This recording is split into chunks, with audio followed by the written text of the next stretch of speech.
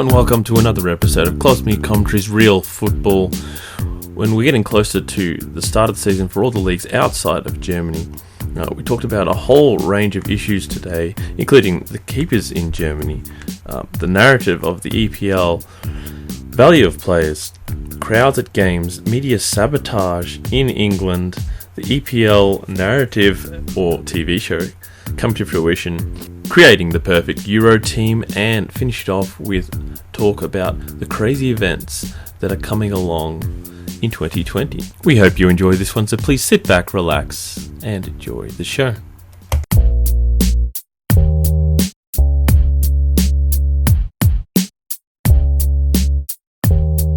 How you feeling today, Cos? Well, I've been alright. Bit alright? Yeah, just doing an assignment as usual, and come into the studio, record a podcast. Hashtag UniLife. Yeah, It's kind of... It's almost done. Yeah. Almost done. Yeah, it's so close. Both the fact that you're almost done and the fact that football is going to be starting again in more than just Germany and Belarus. Yes, Italy, England. Italy, when they do The 23rd of June. And England looking at 17th, I believe. Yeah, usually a week early. They got to. But they've got one fixture on the 17th, I think, and then they've got I think that's Arsenal, Manchester City, which is not bad. You'll take that after the COVID period. And then I think the next bunch of fixtures are sort of 20th, 21st, so it's like 3 days early. Because that game got cut off before the major, everything else got cut off, because Arteta got sick. He did get sick, and I'm glad he recovered, yeah. So it's a catch-up game, so they're starting early, I think. Right. And I think they want to get this title wrapped up, because they know that Arsenal's going to stir some things up there. Arsenal will definitely cause problems for Man City. And look, they could. I mean, Arteta's a new manager, and we don't want to... Look, Arsenal... It's very unlikely, though. Arsenal characteristically do not play their first game of the season with much aplomb. Not only that generally don't do well against City, so... Yeah. As well, so there's To be fair, not many teams do well against City, so that's... Yeah, but of the top six, they don't even challenge them. It's like Tottenham challenge, at least. Also, to be fair, and Arsenal don't do well against any top six teams. No, that's not even making fun, although it is, but it's also not. It's real. But, really looking forward to the Premier League definitely coming back. I want this to be wrapped up. My birthday's tomorrow, so yes. We're not going to make it in time for my birthday, but... Not just any birthday, you're 30. Yeah. Yeah. Yep, that will be 30 years since Liverpool last won the title. It's already been 30 years since they last won the title, so... thanks to this coronavirus. It was going to be just short, but the coronavirus made sure that it just dragged across the line. Yeah. Well, I just got to keep you sweating a little bit longer. Yeah. And to give the fans more of a chance to laugh. A bit more abuse from the non-Liverpool fans, but, that's okay. Hey, look, it's all worth it for what's to come. And, Klopp's already said that they might have a parade next year, once everything settles down, so... Yeah.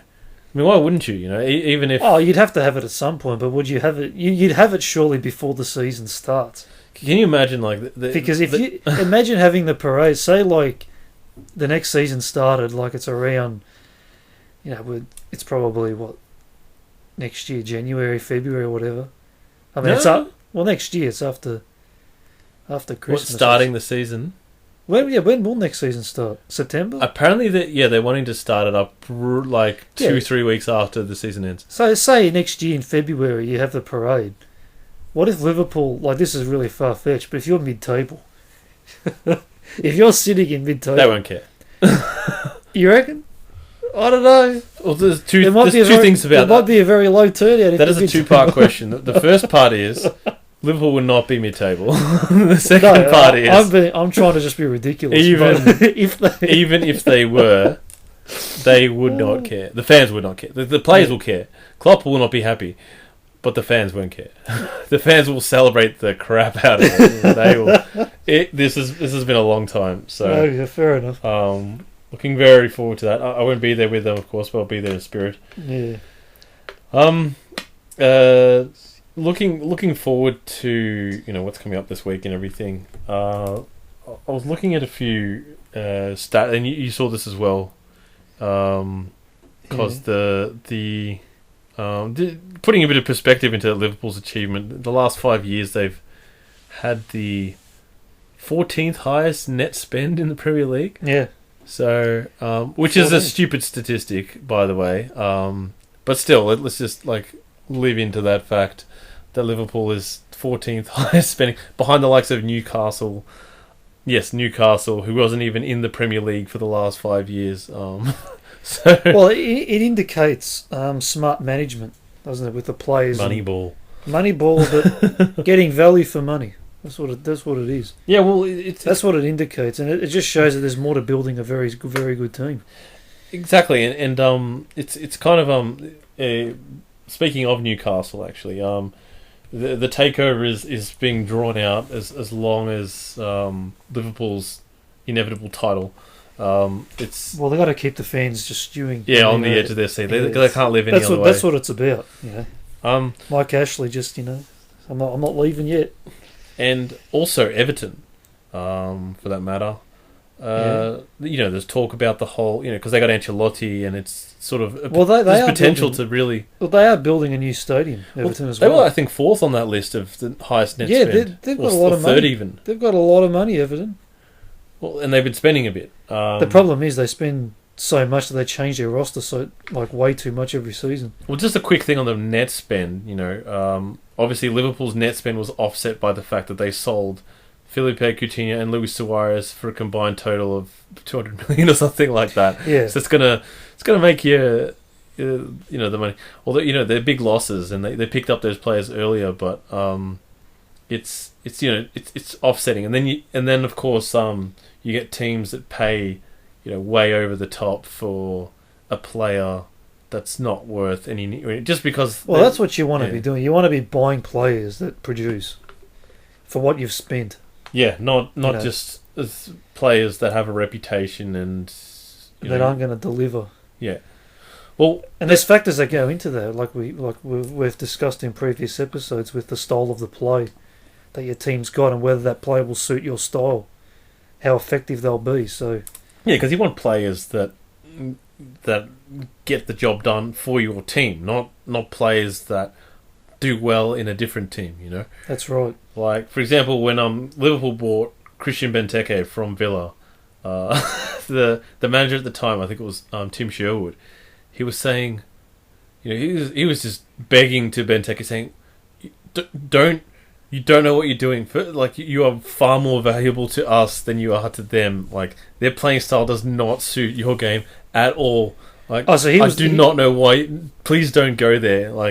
But I mean, it was Aston Villa, so. And Aston Villa was basically on the brink of relegation every season. Until he left, and then they got relegated. So, I think 20th. He held them up. He held them up, and then he sent them down. Yeah, I don't know if he scored against them or anything like that. The whole club was resting on the shoulders of one man. Yeah, it was. Benteke was literally one man team. But it's just like a. It should be obvious, but it's not to everyone. But Liverpool's done really well, and they've got the team they've got. And there was a deal for Timo Werner, which that fell through, didn't it? It basically fell through, and it looks like he might be going to Chelsea, which is, I don't know, it's strange. Is that annoying? I don't care. Huh? But it's just strange that I thought he was, from my understanding, he was set on Liverpool. Otherwise, he can still stay there and develop, you know what I mean, at Leipzig. But it looks like he feels like he needs to move to the Premier League now, and he obviously feels ready to move up. Well, for his sake, I hope... he's kind of dominating that league, isn't he? No, he's playing very well. He's scoring a lot of goals. A lot of people are still giving him a lot of slack because he misses some fairly... It's a bit like Milik, he'll miss... But he I don't know, he's a weird striker because he's a bit of a poacher. You're talking about Werner or Milik? Werner now. Yeah. And he gets into good positions, but then because of that, he also suffers from his own success in the sense that he gets himself in good positions. So when he doesn't score, It's It's like, how did you everyone's miss just it? no one's thinking about what it took to get there, but they're just thinking about you're already there, so why did you miss? But there's some good keepers in the Bundesliga. I got to tell you. Oh yeah. Watching the highlights, as I have been over the last month or two, it's just been they're just pulling these great saves out of just really good. I really appreciate a good keeper because, like, having been one myself before, I know all the little things that need to be done and things that are difficult, like making yourself big and like especially the 1-on-1s, like those. Yeah. That gets huge respect from me when they go into 1-on-1 situations. And they make the striker look bad. People go, "Oh, he should have scored there," but the keeper does a bloody good job to keep them out. Like, you got to give him credit. There's the assumption that if you're 1-on-1 with the keeper, you should be putting that in the back of the net. Yeah, but if you've got a good keeper, it's not that easy. Yeah, so especially when they make themselves, they're huge, right? Oh. A lot of them are 2 meters tall. Yeah, they got long arms, long legs. It's very intimidating, especially when they're. Because, like, a lot of the keepers in the I won't pick on the Premier League, but just keepers in general. I know Mignolet did this. They made themselves small. When they go into 1-on-1 situations. Well, sometimes they may want to challenge. They go low. They go. No, but I mean they sort of, instead of covering sort of the whole area where the player can score, they make themselves small and, like, they go either low or they go above or something like that, but they leave huge gaps basically for the striker to go. Whereas when you're in a 1-on-1 situation, you really want to make yourself as big as you possibly can and just scare the crap out of it. It's kind of like meeting a mountain lion in the US, where you try to make yourself as big as possible to make them panic and go away. Same thing with the striker. You got to make yourself big, but also do it really late as well, so that the striker doesn't have time to adjust his shot. Yeah, it's very tough. It's tough to stop a 1-on-1, but they do it. Yes, a lot of admiration for the German, if they are German, but the keepers in Germany. The keepers in the Bundesliga. Well, it is a top league, the Bundesliga. We can't forget that. Yeah, and I kind of one of the wonder top European leagues. Yeah, well, I kind of wonder if the keeping coaches have sort of got some special formula or something, but it would be nice to see that. There's also a lot of good keepers in Serie A, but but they're better shot stoppers, aren't they? Shot stopping, yeah. Yeah, like the sort of, yeah. They make some. That needs intense concentration. They make some ridiculous saves in Serie A as well, but good positioning, good concentration, also admirable traits. But it would be nice to see Serie A again. Yeah, we had a title race there for, like, a legit race for a while, the first time in a while. Yeah, but the momentum, I think Lazio's gone. Like, just Lazio to keep that momentum. This will hurt Lazio more than Juve. Oh yeah. They were just in the zone, and now it's just. I mean, Leicester kept it up, like, after their survival season, and they won the league the next season. Yeah, they did. You never know. Maybe Lazio can do it too, and maybe Juventus will cough up a few points. But the Premier League, they've announced the. Oh, I don't know if this is a real story because it was on a trash newspaper. Oh, yeah. So, I know the one. It could be a complete load of garbage, but apparently they're doing a deal with FIFA to provide basically crowd noises for the game, which I'm quite happy with, because I some of the Bundesliga games they've done that. They've got crowd noises. It's better than nothing. Yes, it is better than nothing. But you say you've heard this, Cos, right? Yeah. What did it sound like to you? Like, well, I didn't watch the game itself. I watched the highlights. Yeah. Look, I don't know if we watched the same game, so that's all. Well, yeah, I even forgot which highlights. Yeah, don't worry about the team names. I was when I heard the crowd noise, it was almost like the volume was low. Right. So it was just you were hearing the crowd, but like. It was like you were watching on TV in a very sort of low. It was like all your housemates are in bed sleeping, and you're just watching. Low volume. Are you sure you didn't have the volume down? No. Because your parents were sleeping. No. Maybe it was a bit of projection there. I had the volume up, but that's what it sounded like to me. So. Yeah, I wasn't listening on a very high volume, so I didn't notice if the commentator's sound was out of sync with the sound of the crowd. But I will say, and then also, like, when the team could score a goal, the crowd could make some, make some extra. They weren't doing that. They didn't do that. So it was kind of pretty much generic until the goal went in. Right, and then it was like a delayed. And then do the cheer. But look, it was the first attempt. Yeah. So you got to give it time. Exactly. They can get better. Innovation, Innovation, but I will say it was better than having no sound at all. I still. So that's something that's a positive. I still really like the idea of having a DJ in the crowd, just like a DJ. Yeah, actually, it would be even better if he's like actually in the stand. And he's just the only guy there, and he's just doing the crowd noises, not music, just he's controlling the crowd noises. He's controlling the crowd. How about this? Oh, this would be even better. But what about chants as well for the players? Those old, each player has those chants and all that sort of thing. Yeah, because they got songs like Liverpool, like all the players have songs basically. Yeah, you can just play them randomly. How about this? Right, we've got the if we have 2 DJs in the stadium, right? One of them for the home team, one of them for the away team. No, you can't have the away team. Hold on. No.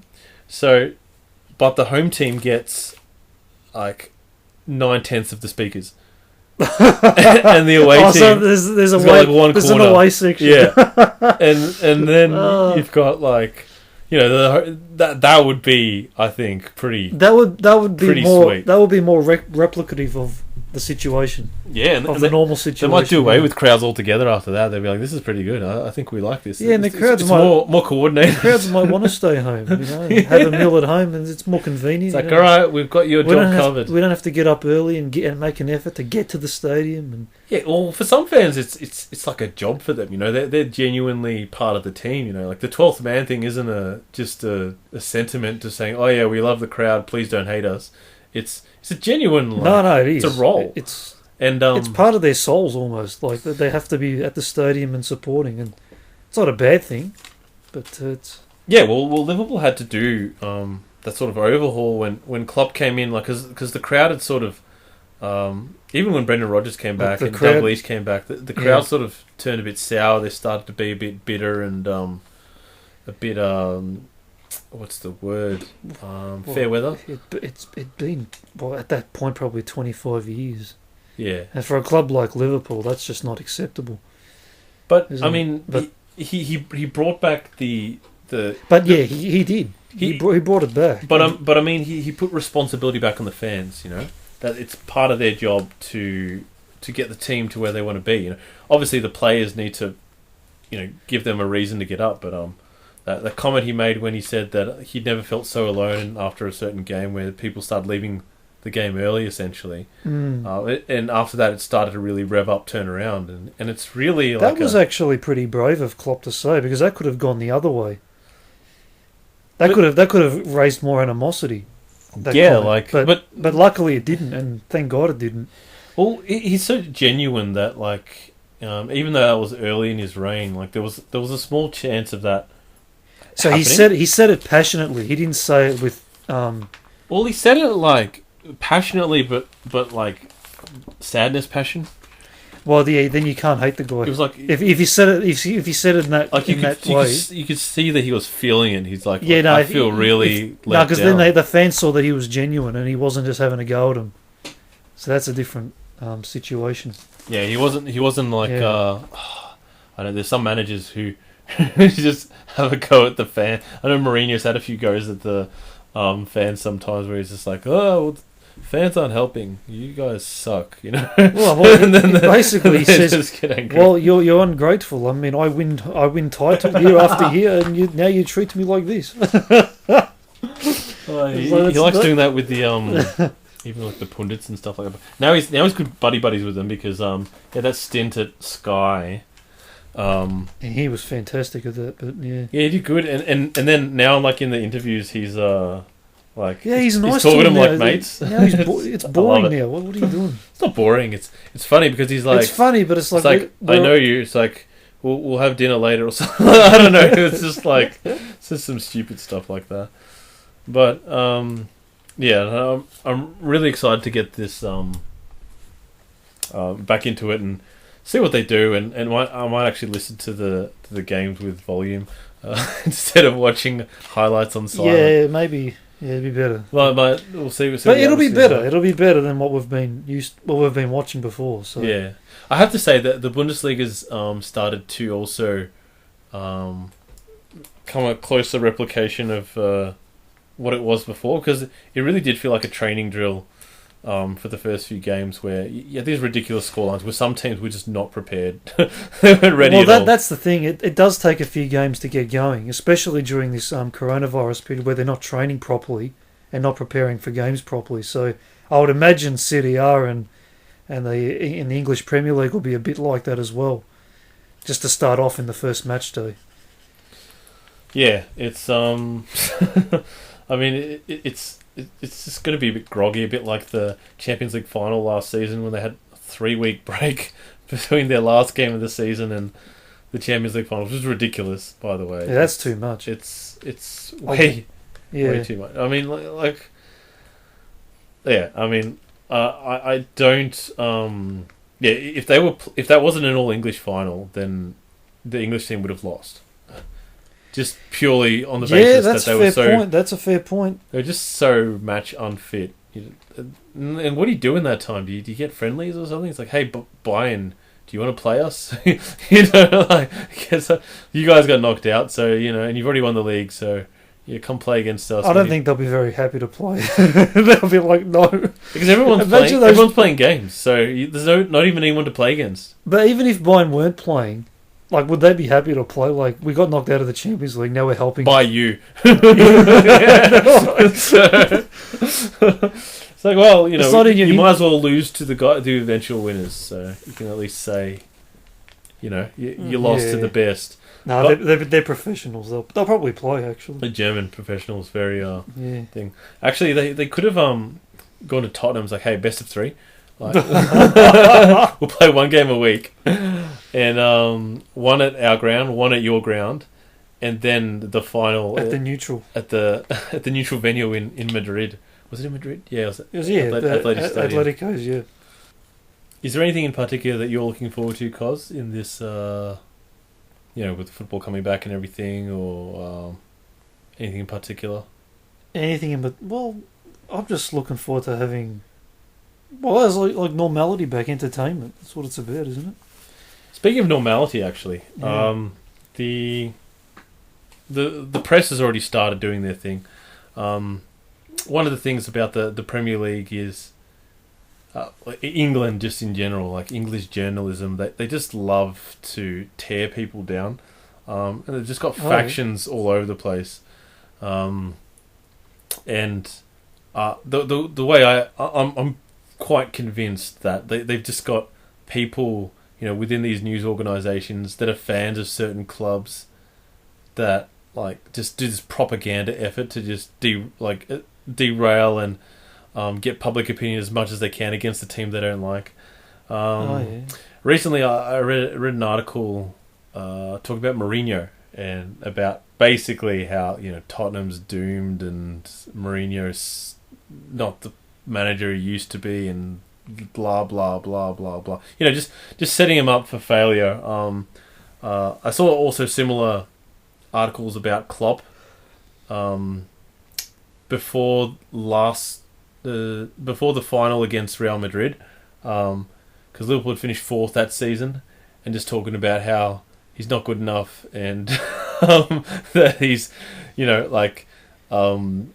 he's not the one for him. They're going to need to get someone else better and stuff like that. Oh, okay. So, I didn't realise making a Champions League final wasn't that good. Yeah, I know.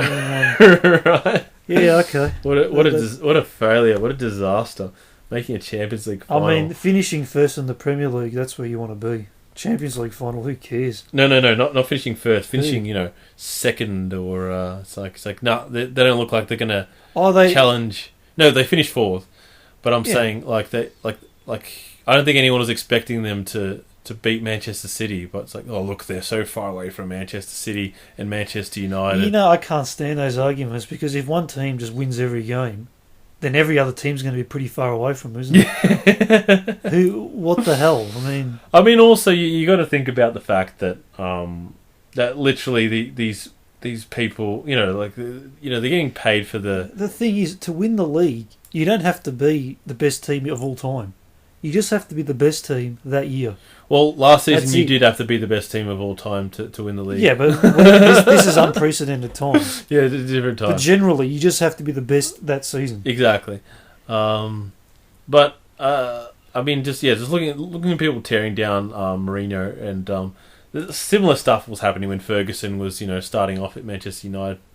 Well, in the early days, he almost got sacked. Yeah, well, I'm not surprised. It took him like days. 7 seasons or something like that. Well, I think it was 5 seasons to win any trophy, and then 6 or 7 seasons to win the league.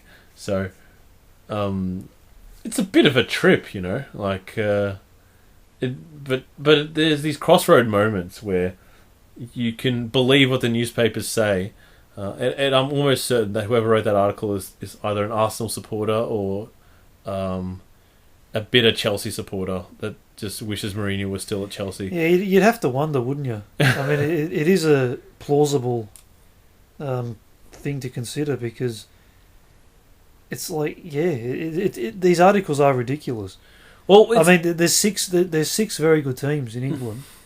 2 of them are going to miss out on the top 4. At the end of no, this season 3 of them are going to miss out on the top 4 because Leicester's in there. And Leicester's they've really come good. They've joined the fray in the 7th. Absolutely. So, and in fact, 2 of them are going to miss out on Europe altogether at this rate. Both the North London side. And that's it. And the thing is, there's not enough spots for everybody. It's very competitive. Yeah. So to simply say things like, "Oh, the manager's not doing well," and all this sort of thing, it's just surface level analysis. Yeah, and there's a lot more that goes into it. Yeah, of course. And I don't even want to take it seriously because it's because it is clearly it's made for outrage and causing extreme reactions and all those kinds of things. But I did want to bring up the fact that in England there is this sort of almost, I don't know, it's like a soap opera going on in England. A soap opera? Amongst the newspapers? When I say soap opera, I mean like a TV show. But I don't know what people call it outside of Australia, because we just call it a TV show.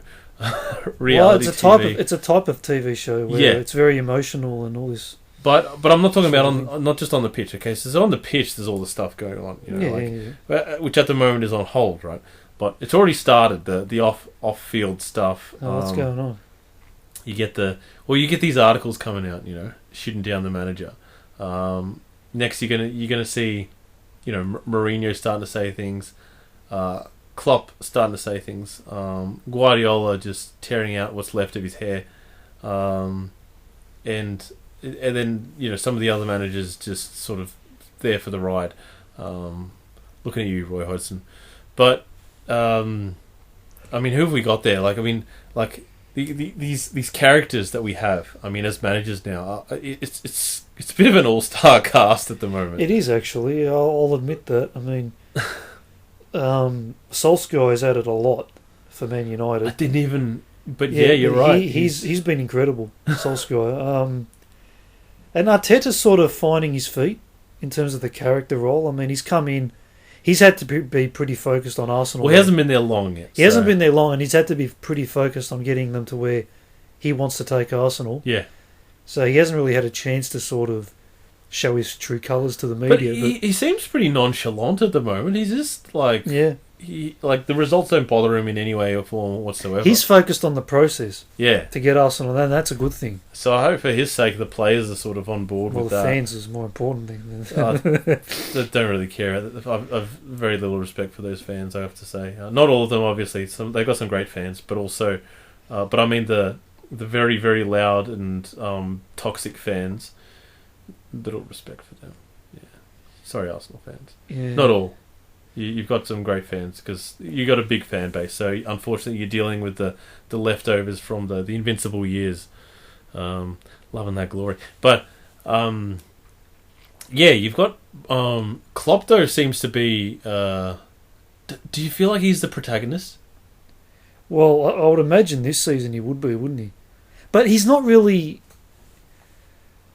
I'm not actually sure who the protagonist is. It's weird because his team is dominating.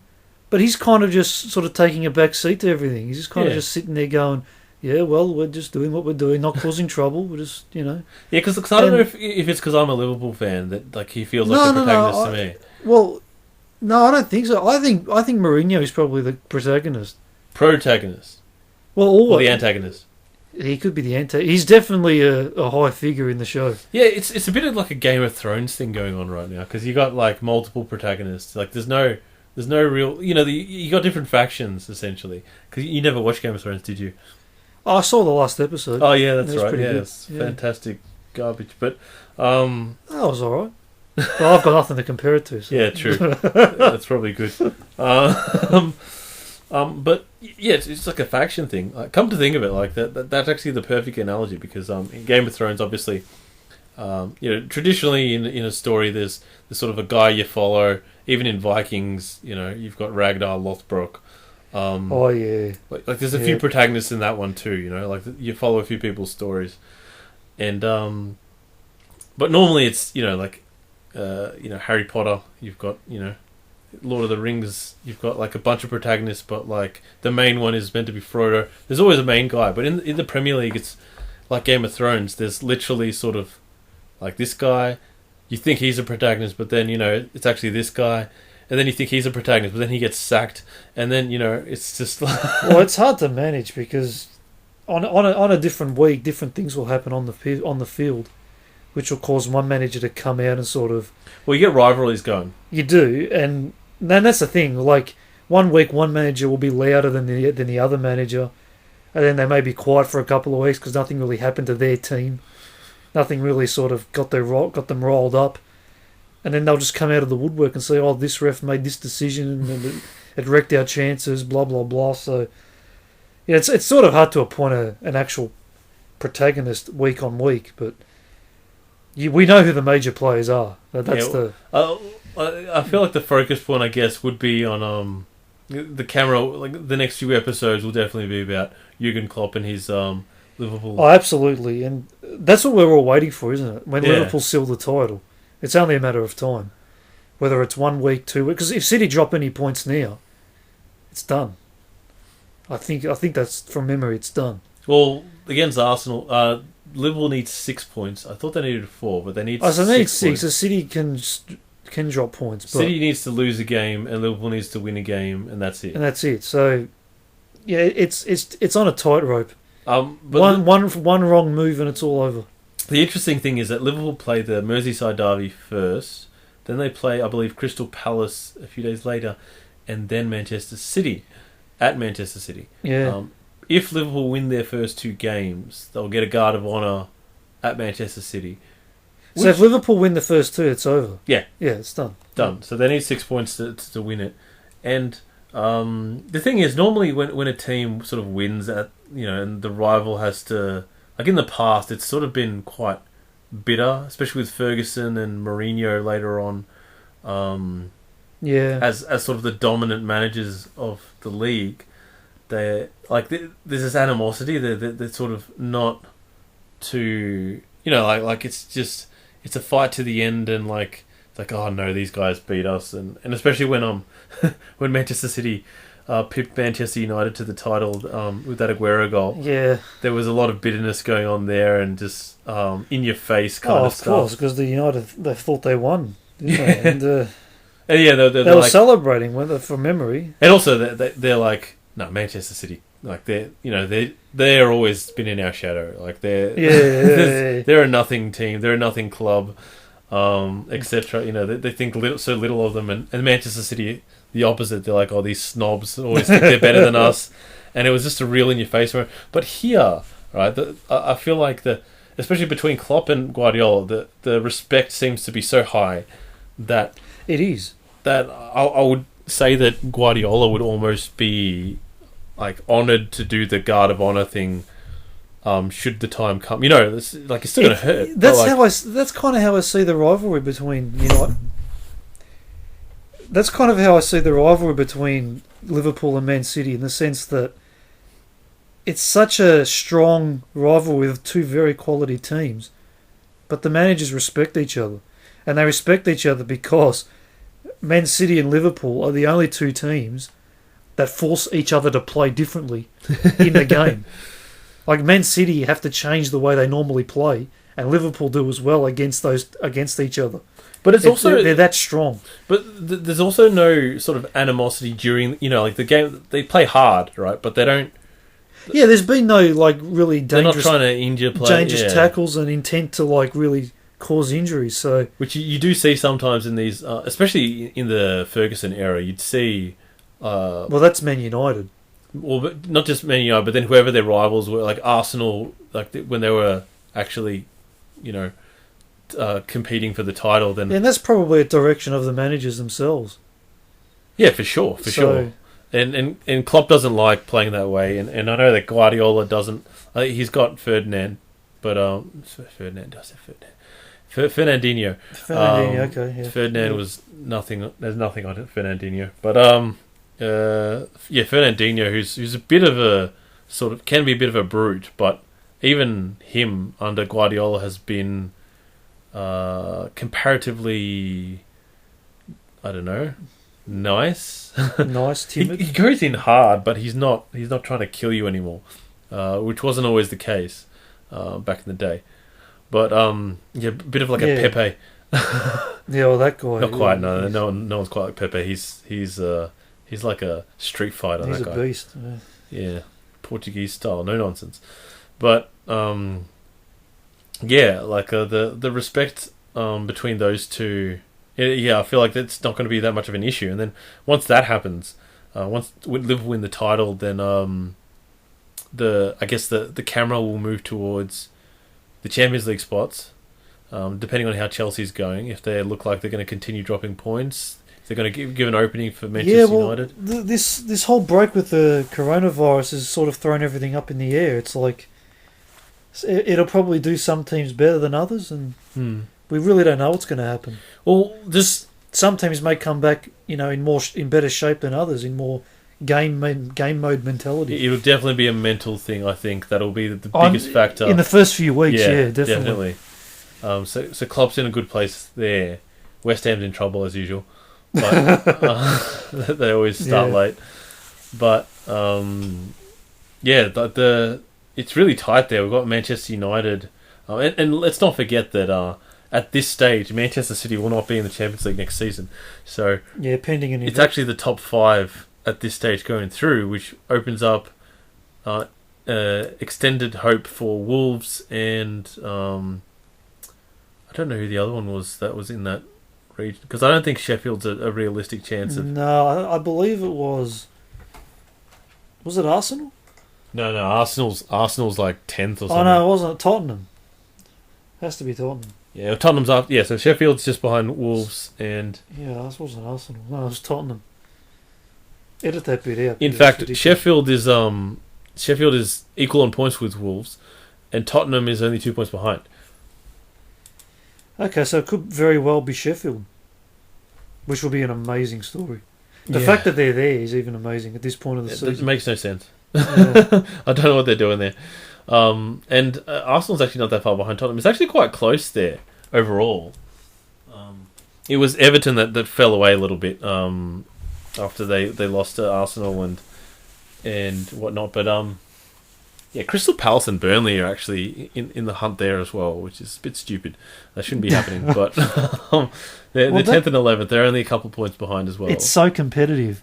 Yeah, this league is so competitive. It's gotten really intense. Because Crystal Palace and part of it's due to how they distribute the money and the TV rights and all that sort of thing. It's fantastic. I love it. And it's just bringing up all these teams that you wouldn't be expecting to compete with the top teams, but they are. Yeah. And they can, on a given day, they can beat them or at least challenge them and get a draw. And the result's not a foregone conclusion anymore. Yeah, well, it's a bit of a hierarchy. At this point, Liverpool and Manchester City are sort of in a world of their own. Yeah. Well, in this particular season, Liverpool's in a world of their own. Manchester City's a bit closer to the rest, but they're still far away. Manchester City is touchable definitely by sort of the next 5 teams, who are all very strong. That includes Wolves, who beat them twice. Yes. So Wolves are a good team.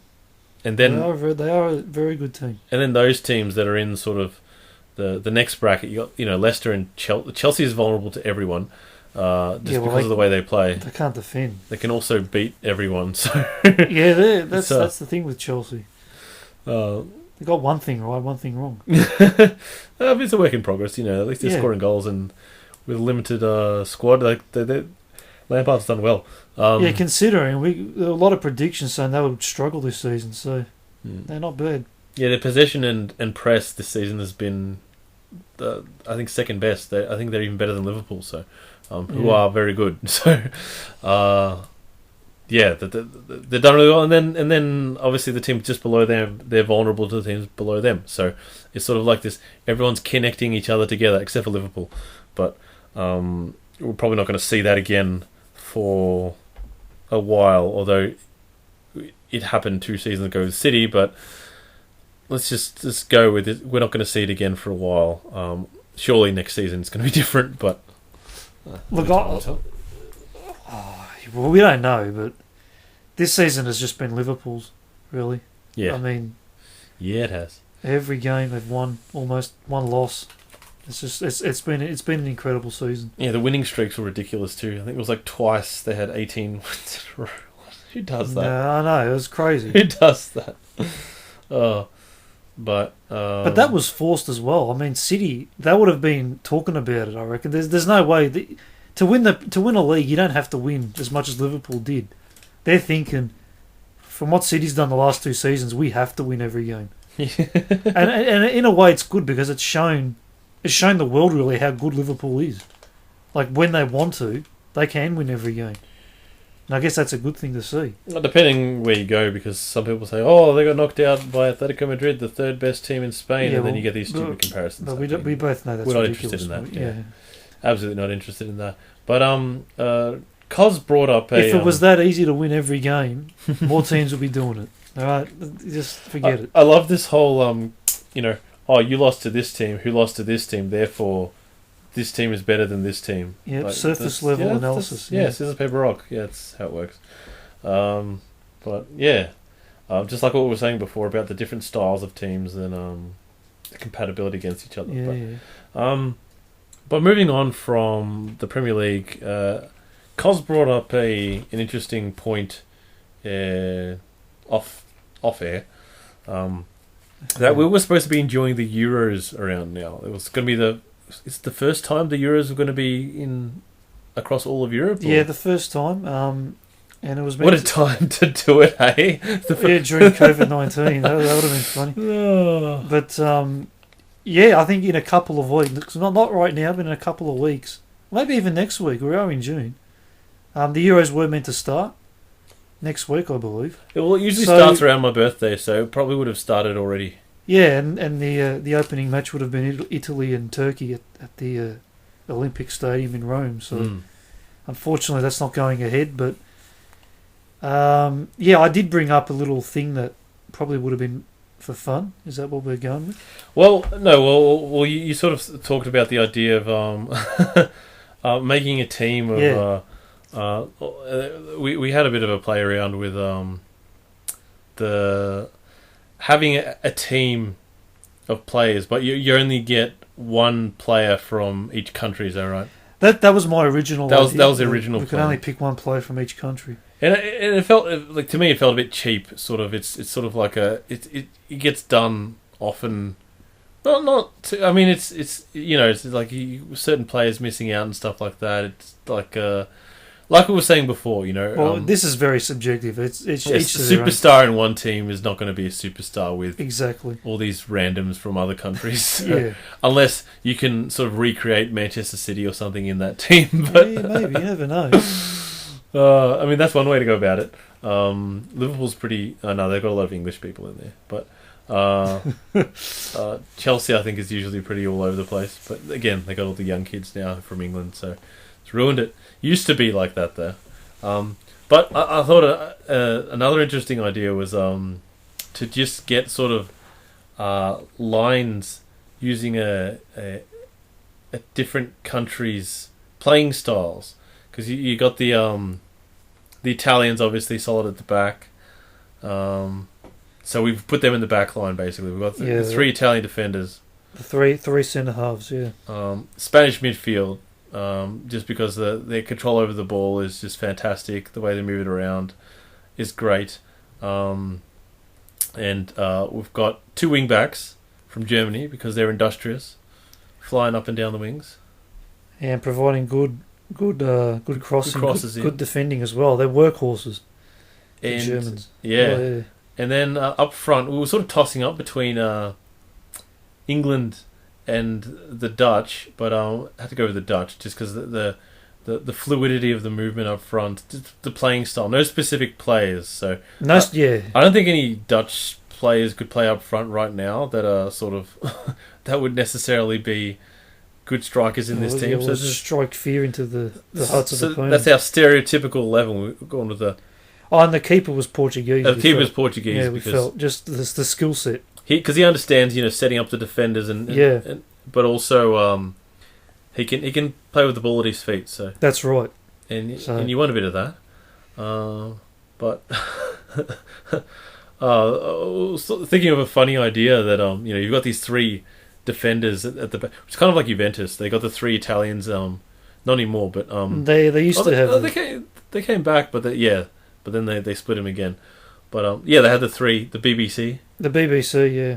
Barzagli, Bonucci, and Chiellini. And then there's but now De Ligt is one at the back. Yeah, they had the triple BC. Yeah, and they had a few problems with defence, and it's kind of like what we were saying with this theoretical situation. We've got these 3 defenders, and you got if we had Dutch midfielders, then it would just confuse everyone because the total football. If you had the total football mindset with the Italian defenders, that would not work. No. The defenders would be holding onto the ball, and then suddenly they're looking up where their midfielders are, so someone they got the pass to look behind them, and they've got the strikers pushing them on. Go forward. What are you doing here? There's space. It's like, no, you go forward. We sit back. Go. The confusion that would have been happening there, but the Euro stereotypical 11, we'll call it. Yeah. Also, Belgium would be on the bench because Belgium would fill the whole bench because they got like a bit of everything in there. So they do. They've got physicality. They've got skillful players. They've got. So depending on what you need, you chuck on a Belgium. Alternate. France was the backup. France could also be the bench. The backup bench. Backup strikers were from England. Figured because we don't have wingers in this team because quite a central team. This team they're going to get some good passing, but the Dutch players will do the total football thing. They'll find the space. It's all worked out. It makes sense. It's okay. Oh yeah. No, this team would dominate. Well, the Dutch were the strikers, but the Spanish midfielders is the key. Mm. So just the orchestrating the entire thing. Yeah. Giving an outlet and everything like that. That would be good to see. Imagine that. Getting the best of every identity and putting it onto the field. I'm like picturing these players as like just these like in a game as like a player without colour, so it's just black, like sort of with question marks on their heads. So like they're just this being, but they're like the German tops and the Dutch tops and things like that, so you can identify which player they are.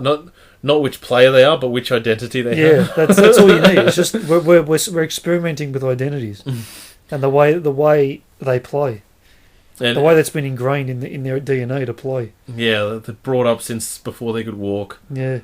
I could just picture the Italian classrooms when they're just talking. This is how you position yourself.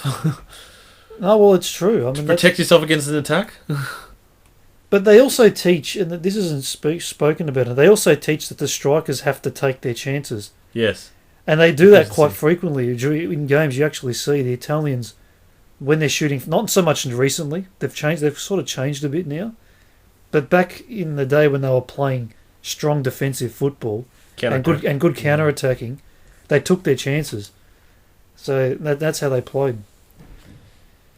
And it really sort of frustrated their oppositions because the oppositions would control the ball, be threatening, but then they found themselves 1-0 down. It's the perfect game, You keep them out and then when they give you an opportunity, you take it.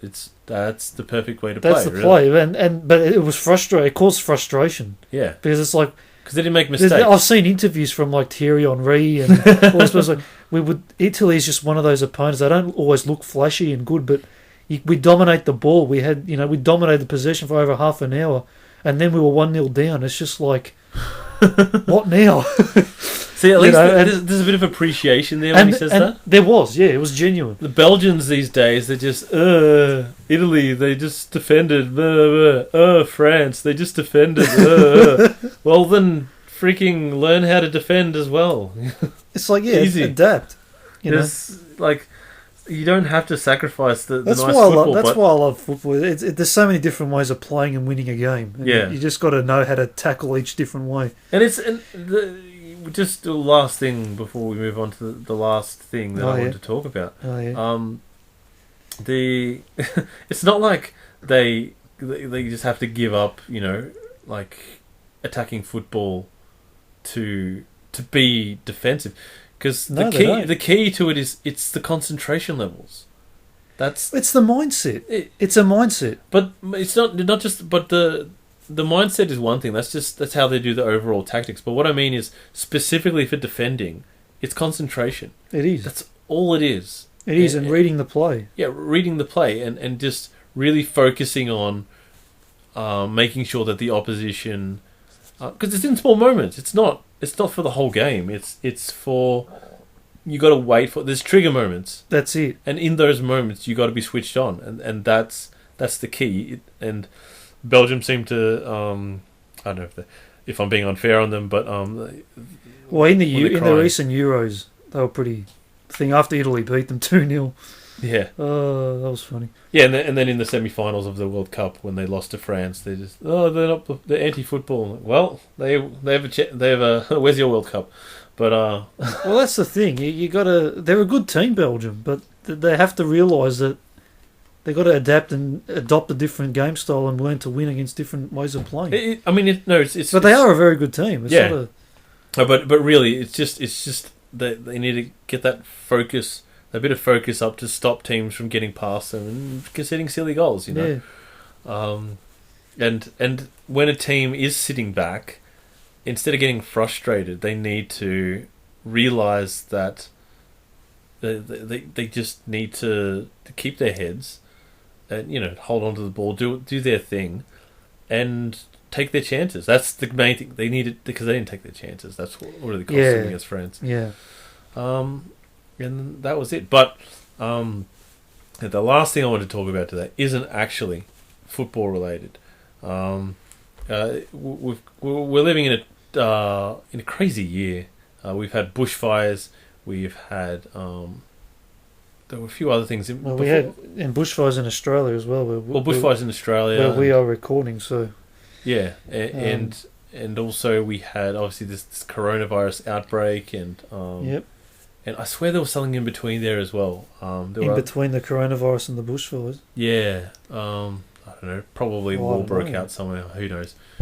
But and now most recently, in America, there's been a bit of a just complete sort of I don't know, civil war breaking out. I think part of it's the coronavirus because there's no one on the streets, so it's sort of like happy season. Well, look, I mean, in America right now with the coronavirus, I mean, people are frustrated.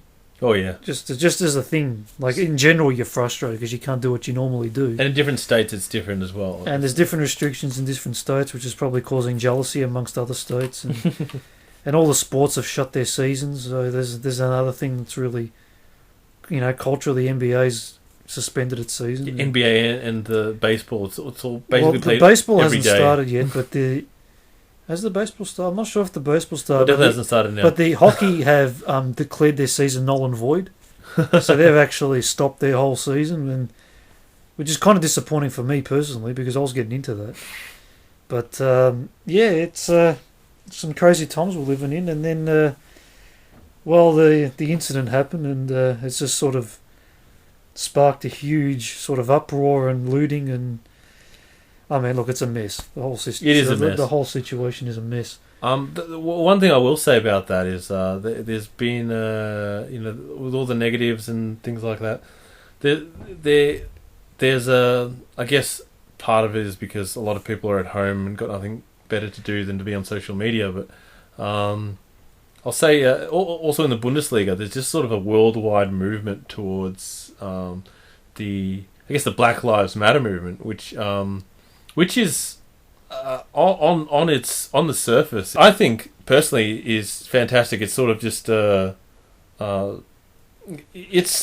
feels like, I don't know, to me it feels like it's formally been acknowledged by the entire planet almost, right? Obviously it goes a lot deeper in America. There's a lot more underlying there's a lot of layers to what's going on there, and not all the people in that movement are genuine about their intent. There's agendas on the line, but in its purest form, that movement, I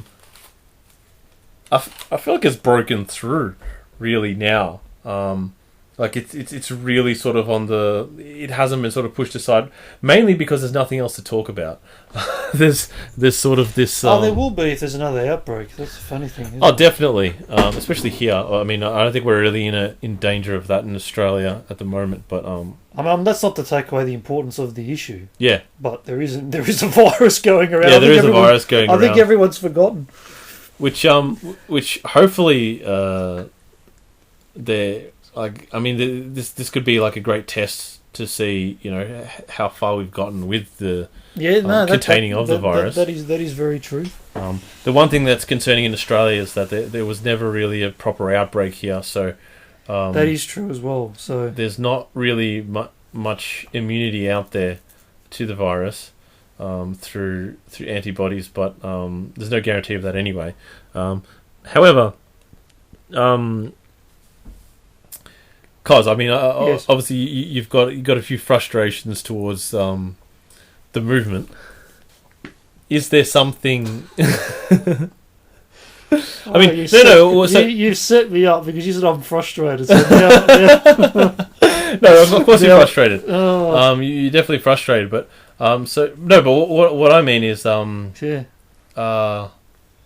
mean, what would you like to say, I guess, to the people of the movement? I mean, keeping in mind the people of the movement. So, because a lot of people have joined the movement, a lot of people have thrown hashtags left, right, and centre. It depends who I'm talking to. If I'm talking to the organisers of the movement, or am I talking to just anyone generally supporting the movement? Because the people supporting the movement are supporting the movement for different reasons. And from their desktops, usually. That they're not even aware of? Yes. Amongst themselves? Yeah. Which is from what I've been reading and listening to what people are saying. So I don't know who to address my frustrations to right now.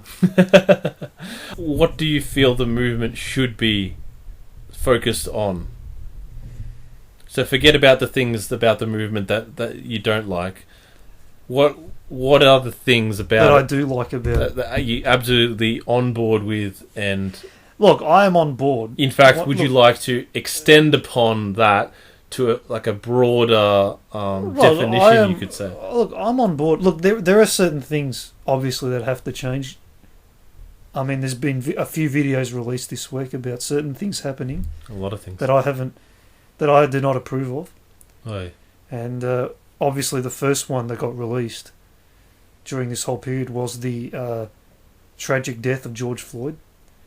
And that should never have happened. It was the spark that ignited. That was the spark that ignited the fire, or the flame that caused the fire. However, I'm not good with these sayings. However, whatever it is, you know what I'm talking about. Yeah. That should never have happened. I mean, I've seen posts coming out saying that George Floyd was no saint. He was a career criminal. All this sort of thing. Blah blah blah. And whilst that may be true, no one deserves what he copped from the police officer. He wasn't in a threatening position, so. And you could make a fair case that there was underlying racism motivated by what the police officer did to George Floyd. And that's probably very true in this situation. No, it is very true. What am I talking about? So there's not a single doubt. There's no doubt. What am I talking? I'm trying to be. See, the thing is, I'm trying to be like not like so divisive, but at the same time, you got to be truthful. And the truth is, it was racism. Yeah. So that should never have happened. Full stop. So right? So the good thing about the movement is that it's focusing on racism as a general rule, and that. And that should never happen to anybody. And making it happen, or getting rid of it. Well, you'd hope to get rid of it. I would think so, to get rid of it. So look, and that is a serious issue, right? So you can't. We shouldn't be doing that. I mean, I know in America specifically they had slavery in America, but they had slavery all over the world. It wasn't just. Let's be real. They had slavery all over the world. It wasn't just confined. Still going on in a lot of places. And it's still going on in places today, which is very sad.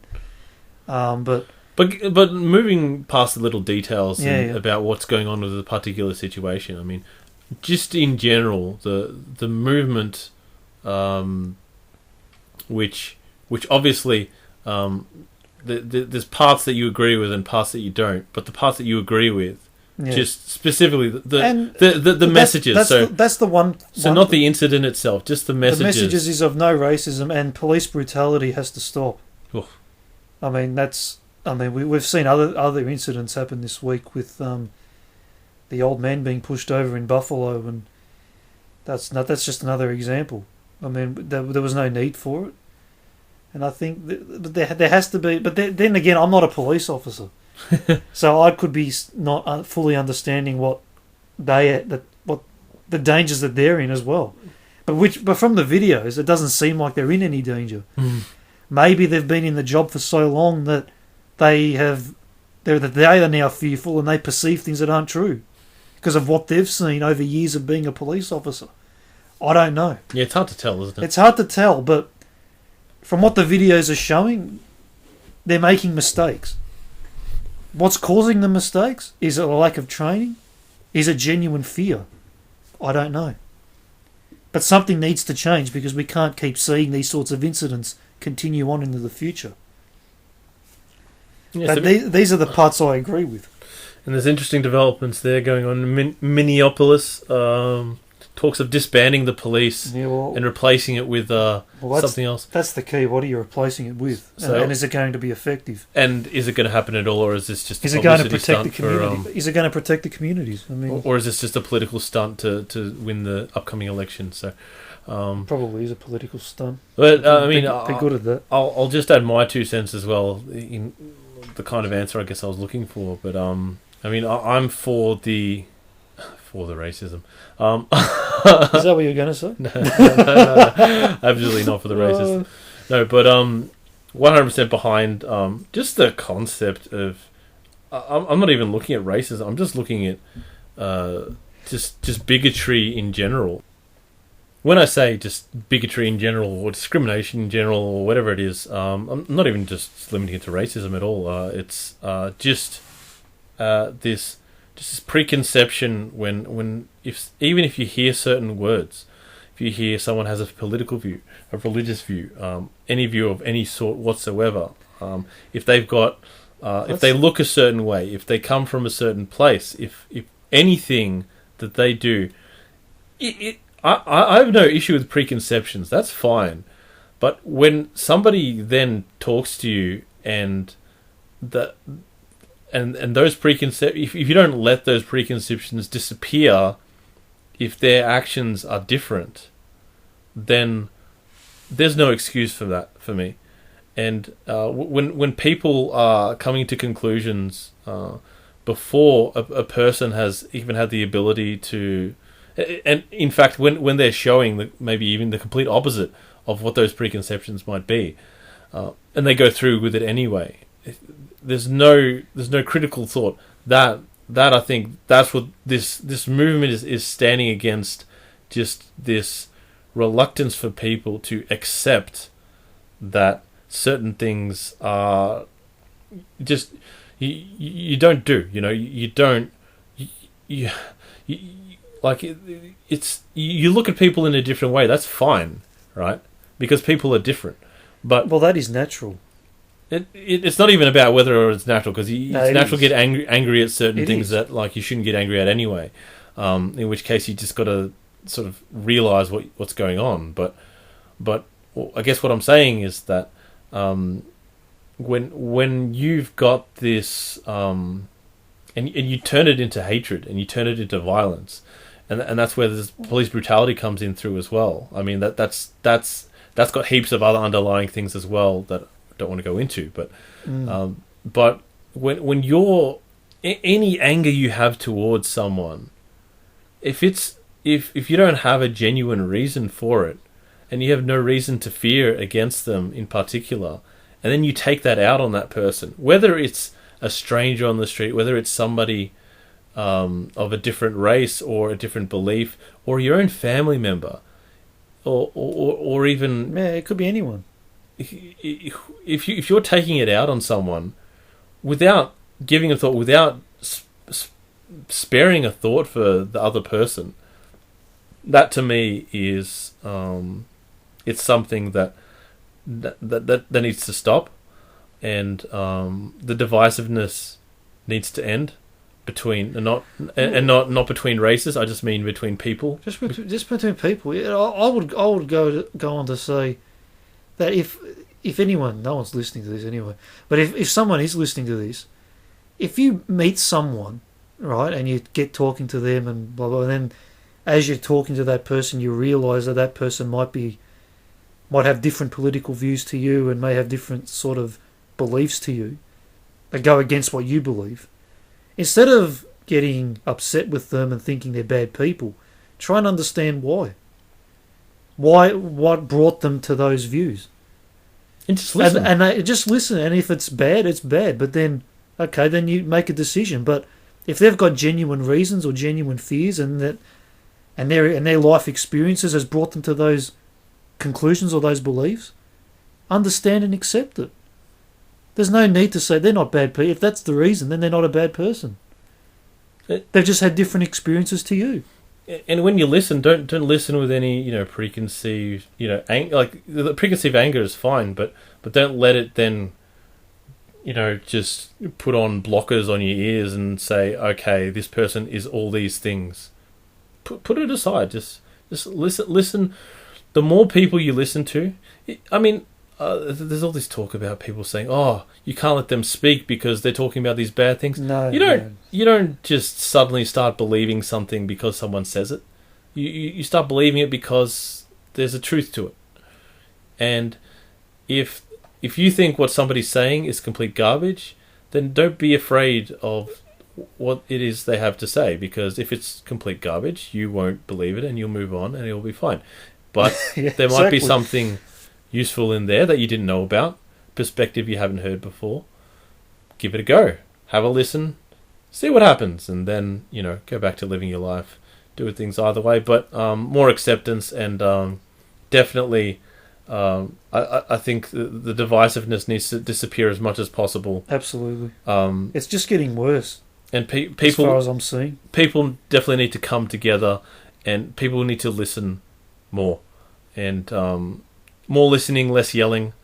I think we'll do better. But on that note, thank you all for listening to this podcast. Don't forget to check out our YouTube channel. We've got some things coming up. We do. Very soon. They're in the works. Don't know how soon, but they should be there soon. And on Facebook, we've got our page, so don't forget to follow that as well. Tumblr, we haven't touched that for a while, but it exists and there's stuff there. So thank you again for listening, and keep an eye out for the next episode or YouTube video. Until then, take care.